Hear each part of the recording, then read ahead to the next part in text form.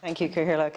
Taoiseach, thank you for taking our statements today, and welcome to the Seanad, although that feels a little ironic coming from me. The time has been undoubtedly a very stressful and challenging time. However, I also think that this period of time has also given us the opportunity to see increased initiative that COVID has ignited a sense of enterprise and initiative that I think now our duty is to make sure that we harness that in the best way that we can, that there has been a transformative thinking. I think we have seen that in that there has been a turn and a move towards the accommodation of remote working, of other ways of thinking about how we could do things.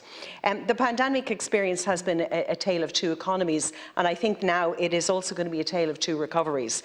There are those businesses that thrived, that responded to the challenges, that were able to pivot, that actually by their very nature they lent themselves to the economy as it presented itself over the last year. But there are also those who opened businesses during COVID. Boom Coffee in Inchicore opened a little coffee shop in the middle of a residential area because people were working from home and they wanted to walk down and get a coffee. So I think that we can ensure that innovation continues.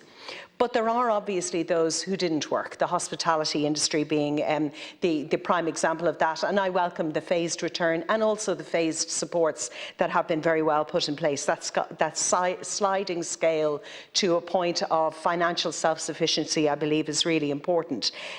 But also in that there are businesses and industries opening up, such as childcare, who really have no idea what the post-COVID world is going to look like. There are particular challenges within it that if people move to a working from home or a remote working, and if we move towards, as our own party very much supports this idea of community enterprise remote working hubs, then what is the challenge for childcare in their intermittent provision of childcare services? How do they hold on to that consistency in the care of children, in the development of children? So I think that we went into this pandemic with a really strong economy and business thriving. And undoubtedly, that has put us in a position to be able to leverage financial supports for our people, thanks to the good governance under the Fine Gael-led government. However, I believe that what we need now is a bespoke response that allows businesses to respond to and supports them as they respond to stress testing that new marketplace, that there is a new marketplace out there, that people may live differently. So it's not just the easing of the restrictions and us having a sliding scale that responds to that, but also that we have a response to the new marketplace and how that may be. Yesterday I met with the credit union movement, and they've had a very interesting experience during COVID in that they have seen unprecedented levels of saving, which causes their own difficulties for them because the more money they have on deposit, the more it costs them.